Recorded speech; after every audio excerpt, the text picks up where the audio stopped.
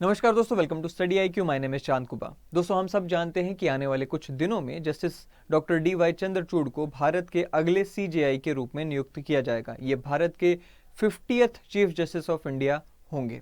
ऐसे में अगर हम इनके करियर की बात करें तो 2016 में पहली बार इन्हें सुप्रीम कोर्ट ऑफ इंडिया का जज के रूप में नियुक्त किया गया। तब से लेकर आज तक इनकी कई सारी जजमेंट्स आई और उनमें से आज हम कुछ विशेष जजमेंट्स की बात करने वाले हैं।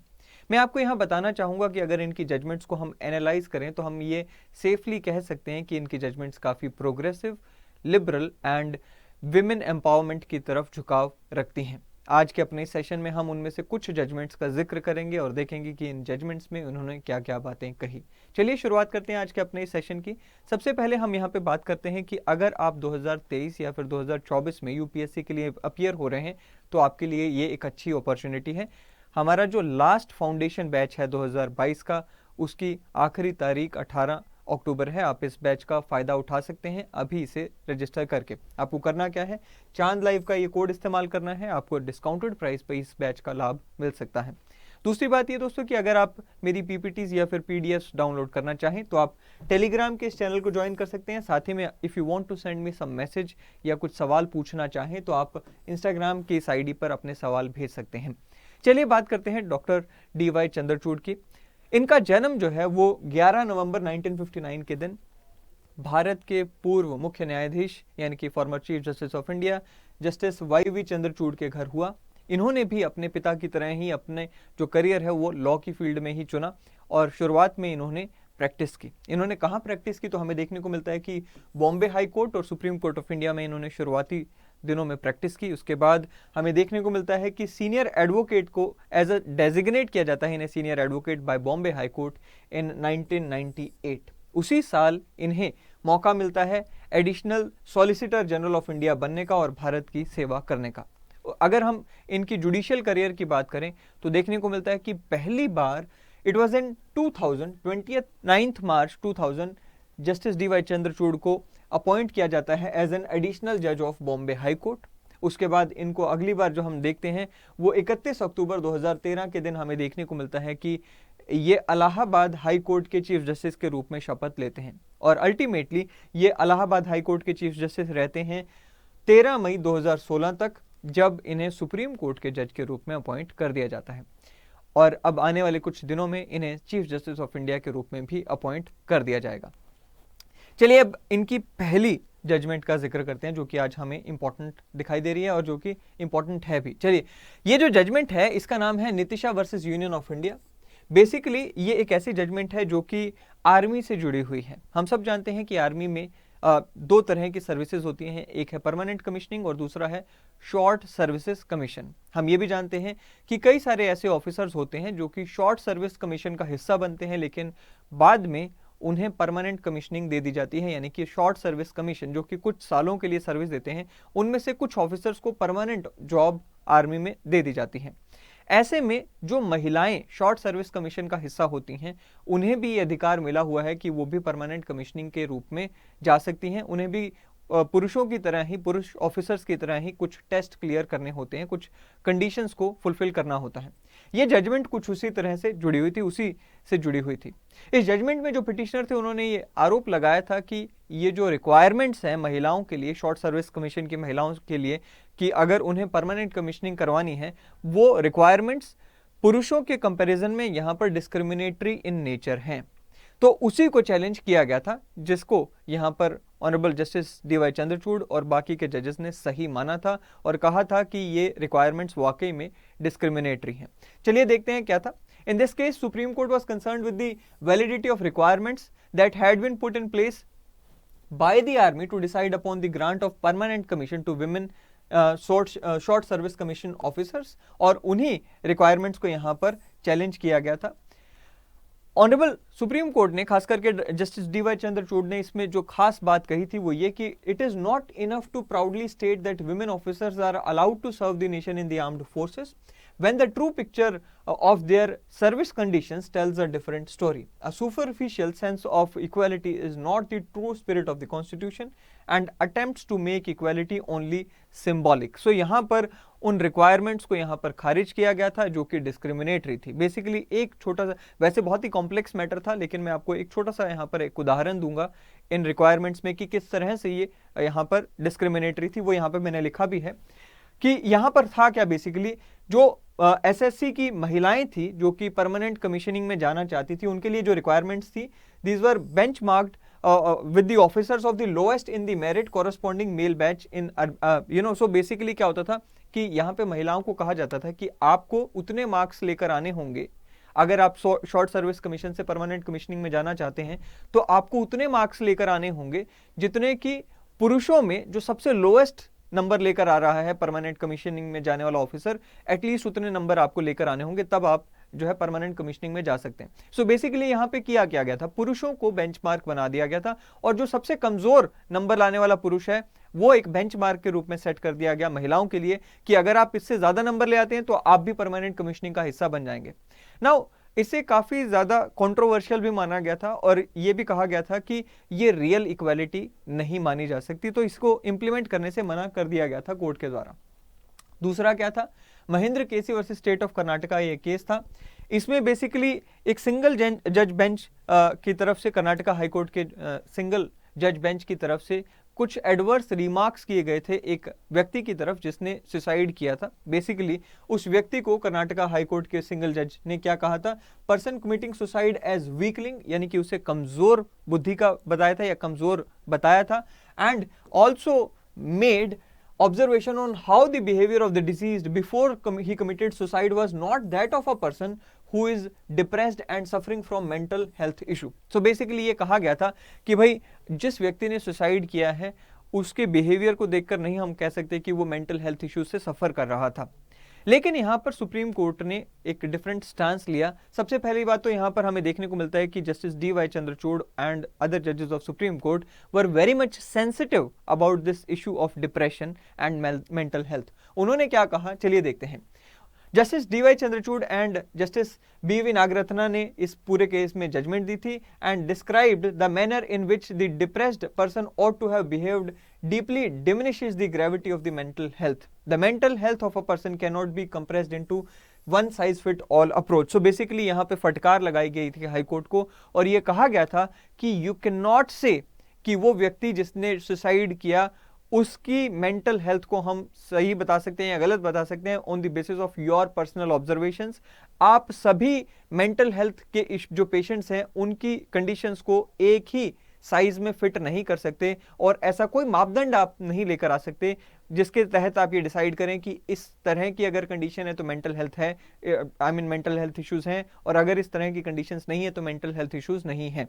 साथ ही में कहा गया कि individual personality differences manifest as a variation in the behaviour of the people. Therefore how an individual copes up with a threat, both physical and emotional, expressing love, loss, sorrow and happiness varies greatly in the view of multifaceted nature of human mind and emotions. So basically ये बात को स्पष्ट किया गया कि भाई आप देखिए किसी एक व्यक्ति को बेंचमार्क के रूप में नहीं ले सकते या पर्टिकुलर ग्रुप ऑफ पर्संस को बेंचमार्क के रूप में नहीं ले सकते कि इनकी मेंटल हेल्थ को अगर हम डिस्टर्ब मानते हैं तो बाकी भी ऐसे होंगे तभी हम उन्हें डिस्टर्ब मानेंगे. हर व्यक्ति की पर्सनैलिटी अलग है, हर व्यक्ति की मेंटल हेल्थ अगर डिस्टर्ब होती है तो वो मैनिफेस्ट अलग अलग वे में कर सकता है. फिर आता है जी K S. Puttaswamy versus union of India 2017 का केस. बहुत ही इंपॉर्टेंट केस, लैंडमार्क केस, जिसमें हमें देखने को मिलता है कि प्रिवेसी जजमेंट के रूप में भी जिसे हम कहते हैं 9 जजेस का बेंच इसमें बैठता है और 9 जजेस के बेंच में इसमें हमें देखने को मिलता है कि प्रिवेसी को फंडामेंटल राइट का करार दिया जाता है. So basically unanimously held the right to privacy as a basic fundamental right. और इसमें कहा गया था कि जो राइट टू प्रिवेसी है it is intrinsic part of article 21 and other fundamental rights guaranteed under part 3 of the constitution. Justice D Y. Chandrachud ने इस पूरे मामले में कहा था कि हमारे प्रियम्बल की जो फिलॉसफी है जिसमें हम एक्सप्रेस करते हैं the values of liberty, dignity as also human concept of life and personal liberty enshrined in article 21, उसी का हिस्सा है क्या the right to personal liberty, right to privacy. Alright, so इन्होंने फिलॉसफी ऑफ लिबर्टी के साथ जोड़ा इस कंसेप्ट को, जो कि हमारे कॉन्स्टिट्यूशन में दी गई है। फिर आता है जी Rajesh versus state of Haryana का केस। ये एक टीआईपी यानी कि टेस्ट आइडेंटिफिकेशन परेड से जुड़ा हुआ केस था, जिसमें honourable justice D Y Chandrachud and honourable justice Indu Malhotra ने बेसिकली इसमें क्या कहा था, इसमें यहाँ पर जो टीआईपी से जुड़ी हुई कुछ गाइडलाइंस थी वो पास की थी, और साथ ही में कहा था कि identification in the course of TIP is intended to lend assurance to the identity of the accused. The finding of guilt cannot be based on purely on the refusal of the accused to undergo and identification parade. So basically क्या कहा गया, देखिए TIP होता क्या है, जहां पर शिनाख्त जिसे बोल देते हैं, जहां पर एक गवाह को लाया जाता है और या फिर एक विक्टिम को लाया जाता है, उसके सामने कुछ लोगों को पेश किया जाता है और कहा जाता है कि आप इनमें से पहचानिए कि कौन सा इनमें से एक्यूज्ड है या क्रिमिनल है. सो बेसिकली अगर कोई एक्यूज्ड टीआईपी के लिए मना कर दे तो क्या ये अपने आप में एज्यूम कर लिया जाए कि वही व्यक्ति जो कि टीआईपी के लिए मना कर रहा है, शिनाख्त के लिए मना कर रहा है, शिनाख्त में शामिल होने के लिए मना कर रहा है, वही एक्चुअल में क्रिमिनल है या अक्यूज है या कन्विक्ट होना चाहिए? तो इसके ऊपर उन्होंने जस्टिस डीवाई चंद्रचूड़ एंड बाकी जजेस ने कहा कि ये अपने आप में साबित नहीं करता है कि अगर कोई व्यक्ति टीआईपी का हिस्सा बनने से मना कर रहा है, वो अपने आप में ये साबित नहीं करता है कि वो एक्यूज्ड ही है या फिर वो क्या है कि उसी ने क्राइम कमिट किया है. TIP is just a procedure जिसके तहत एक्यूज्ड है या नहीं विटनेस या फिर विक्टिम आकर ये डिसाइड करते हैं या फिर वो आपको बताते हैं कि इसने कुछ क्राइम किया है या नहीं. लेकिन अगर कोई व्यक्ति टीआईपी में हिस्सा लेने से मना करे, आप इसी बिना पर उसे एक्यूज्ड नहीं कह सकते. चलिए फिर आता है जी नवतेज सिंह जौहर वर्सेस यूनियन ऑफ इंडिया, एक बहुत ही इंपॉर्टेंट केस सेक्शन 377 आईपीसी से जुड़ा हुआ, जिसमें सेक्शन 377 आईपीसी के उस हिस्से को अनकॉन्स्टिट्यूशनल करार कर दिया था जिसमें जो गे सेक्स है उसे क्रिमिनलाइज्ड किया गया था. सो बेसिकली ये वो इंपॉर्टेंट केस है. नाउ इसमें जस्टिस डीवाई चंद्रचूड़ ने क्या कहा, चलिए देखते हैं. इसमें कहा उन्होंने कि it is difficult to right the wrongs of history but we can certainly set the course for the future. So basically उन्होंने कहा कि हर व्यक्ति को अपनी लाइफ के ऊपर लिबर्टी मिली हुई है, अपने सेक्सुअल चॉइसेस के ऊपर भी उनको लिबर्टी मिली हुई है. इसमें अगर हम हिस्ट्री की बात करें, हिस्ट्री में अगर किसी चीज को गलत करार दिया गया था जो कि हिस्टोरिकल रॉन्ग बाय इटसेल्फ है, ये हमारी रिस्पॉन्सिबिलिटी बनती है कि फ्यूचर जनरेशंस के लिए उसे हम सही करें. सो ये यहां पर इन्होंने कहा held that lesbian, gay, bisexuals and transgenders have a constitutional right to equality या फिर equal citizenship in all its manifestations. साथ ही में कहा कि sexual orientation is recognised and protected by the constitution. So ये कुछ बातें जस्टिस डीवाई चंद्रचूड़ ने इस इंपॉर्टेंट केस में कही. फिर आता है जी एक और important case, that is Joseph shine versus union of India. ये जो केस था ये जुड़ा हुआ था 497 आईपीसी से, जिसे हम एडल्ट्री के नाम से भी जानते हैं. 497 विच क्रिमिनलाइज्ड एडल्ट्री. बेसिकली 497 को यहाँ पर अनकॉन्स्टिट्यूशनल करार दिया गया था इस केस में. अब 497 या जो एडल्ट्री का केस था उसमें था क्या, बेसिकली 497 कहता था कि अगर एक व्यक्ति किसी दूसरे व्यक्ति की वाइफ से इंटरकोर्स करता है, यानी कि सेक्सुअल इंटरकोर्स करता है विदाउट या with consent of that wife but without the consent of that husband, तो वो व्यक्ति जिसने ये इंटरकोर्स किया किसी और की वाइफ से, उस व्यक्ति को दोषी करार पाया जाएगा और उसे सजा मिलेगी. ऐसे में जिस महिला के साथ सेक्सुअल इंटरकोर्स किया गया उस महिला को ना तो दोषी करार पाया जाएगा, ना ही उसके खिलाफ कोई एक्शन होगा. सो बेसिकली इस जजमेंट में कहा गया कि बेसिकली 497 कर क्या रहा है. 497 एक पुरुष को दूसरे पुरुष के खिलाफ कंप्लेन करने के लिए अलाउ करता है और महिला को एक प्रॉपर्टी की तरह ट्रीट किया जा रहा है. यानी कि अगर एक हस्बैंड है, उसकी वाइफ के साथ किसी दूसरे पुरुष ने सेक्सुअल इंटरकोर्स किया, तो ये जो पुरुष है ये कंप्लेन करेगा उस व्यक्ति के खिलाफ और इस व्यक्ति के खिलाफ कार्रवाई होगी. बट महिला का इसमें कोई रोल नहीं है, महिला के खिलाफ ना ही शिकायत हो सकती. और यहां पर यह एज्यूम किया जा रहा है कि ये महिला जो है इस पुरुष जिसकी वो वाइफ है उसकी सबऑर्डिनेट है, जिसको यहां पे गलत ठहराया गया था. क्या कहा, चलिए देख लेते हैं. कहा गया कि अनकॉन्स्टिट्यूशनल है 497 और वायलेट करता है आर्टिकल 14, 51 एंड 21 को. अगेन 14 को किस तरह से वायलेट कर रहा है, क्योंकि आपने महिला को सबऑर्डिनेट बता दिया, पुरुष को सुपीरियर बता दिया, महिला और पुरुष में आपने इक्वालिटी खत्म कर दी, 15 में भी इसी तरह से ये सबऑर्डिनेट कर रहा है, क्योंकि 15 को भी इसी तरह से वायलेट कर रहा है, क्योंकि on the basis of gender आप डिस्क्रिमिनेट कर रहे हो, एंड आर्टिकल 21 को भी डिस्क्रिमिनेट कर रहा है। सो अगेन क्या है इसमें, कहता जी if the ostensible object of the law is to protect the institution of marriage, it provides no justification for not recognizing the agency of women whose spouse is engaged in sexual relationship outside the marriage. So basically कहा गया कि अगर 497 की object की बात करें, जो कि है मैरिज को प्रोटेक्ट करना, तो एक तरफ तो आप मैरिज को प्रोटेक्ट करने के लिए 497 लेकर आ रहे हो, दूसरी तरफ इसी 497 के तहत आप एजेंसी ऑफ विमेन यानी कि इंडिविजुअलिटी ऑफ द विमेन यानी कि पर्सनैलिटी ऑफ द विमेन को आप खारिज कर रहे हो, और ये कह रहे हो कि उस महिला के हस्बैंड के पास ही अधिकार है, महिला के खिलाफ कोई कार्रवाई नहीं होगी, और महिला के पास कोई अधिकार नहीं दे रहे हो आप। सो बेसिकली ये इसमें जस्टिस डीवाई चंद्रचूड़ ने कहा that she can neither complain nor is the fact that she is in a marital relation with the man of any significance to the ingredient of the offense. Section 497 is founded on the notion that a woman by entering upon marriage loses, so to speak, her voice, autonomy and agency. Arbitrariness is writ large on the provision. So इस पूरे के पूरे provision को यानी कि 497 को इसमें unconstitutional करार दिया गया था। फिर अगला केस जो आता है दोस्तों वो है common course versus union of India. ये 5 जजेस का एक केस था जिसमें राइट टू लाइफ में ही, right to live with dignity में ही right to die with dignity को भी काउंट किया गया, और कहा गया कि हर व्यक्ति का ये एक फंडामेंटल राइट है कि वो चाहे तो राइट टू डिग्निटी वो डाई करे, यानी कि हर व्यक्ति के पास ये अधिकार है कि वो विद राइट विद डिग्निटी वो डाई करे या मरे, वो उसका अधिकार है। नाउ कहा गया that right to die with dignity is the fundamental right as held in Gian Kaur versus state of India, और इसमें कहा गया कि पैसिव यूथनेशिया जो है वो परमिसिबल होगा। सो ये केस क्या था, कहा कि इसमें जस्टिस डीवाई चंद्रचूड़ ने क्या कहा था, while upholding the legality of the passive euthanasia both voluntarily and non-voluntarily and in recognizing the importance of advance directives, the present judgment draws substance from the constitutional values of liberty, dignity, autonomy and privacy.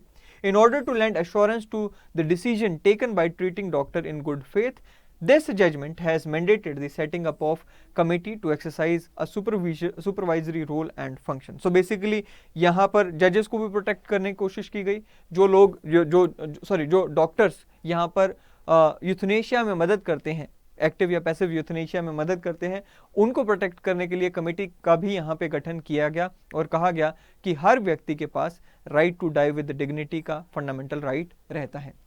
फिर एक और case हमें यहाँ देखने को मिलता है, वो है शफीन जहां वर्सेस अशोकान केएम।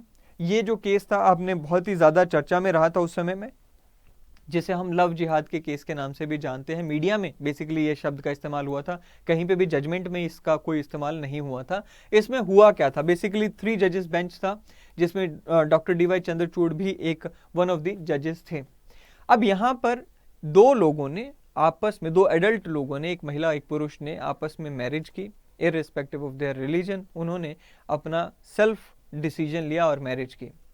उस मैरिज को महिला के पिता के द्वारा केरला हाईकोर्ट में चैलेंज किया गया। केरला हाईकोर्ट ने उस मैरिज को नल एंड वॉइड करार कर दिया।